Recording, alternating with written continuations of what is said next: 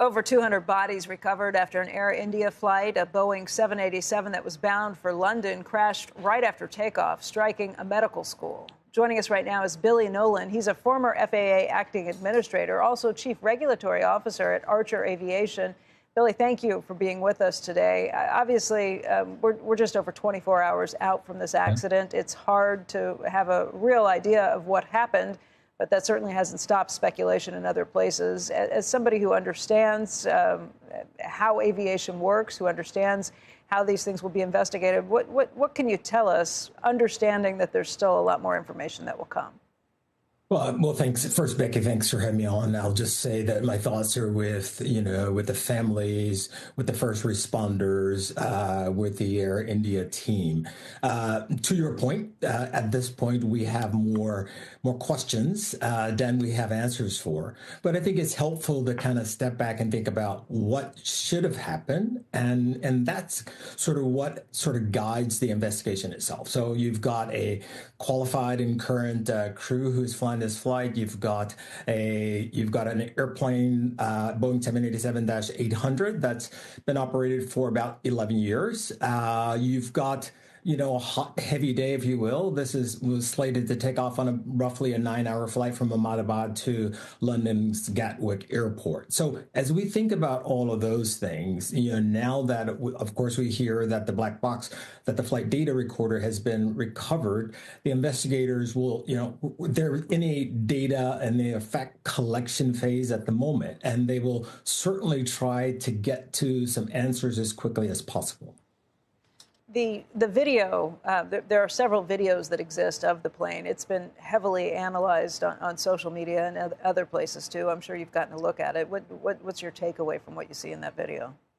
Well, again, I think, without getting into too much any speculation at this point, what I can say, you will look to performance, right? You would expect airplane is prepared for takeoff. It lifts off.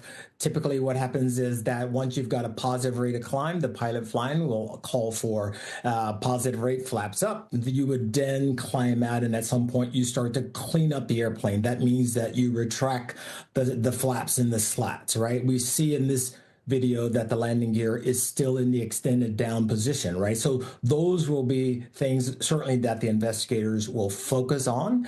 They will look very closely at performance. They'll look very closely at configuration and to see, was there anything that's amiss? So those are things they could get. And certainly those are things that the flight data recorder can give you positions of the flight controls, the position of landing gear. We can obviously see in this video that it's down. So you gather all this information, and then certainly they will be able to put a complete picture together and get to a probable cause, I think, fairly quickly.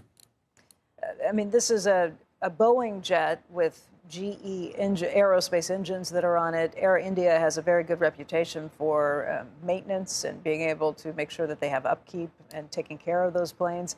An 11-year-old plane, certainly not something that's outside the realm of where you would expect it to still be operating well. What kind of assurances can you give the general public who, see this after a difficult 6 months and even difficult few years in the airline industry in terms of feeling safe about flying? Excellent points all around. Becky, what I would say is this, right? I believe context is always important. On any given day, globally, we're flying just short of 102,000 flights each and every day. Boeing to date has delivered nearly 1,200 Boeing 787s. They recently announced that they've flown their billionth passenger.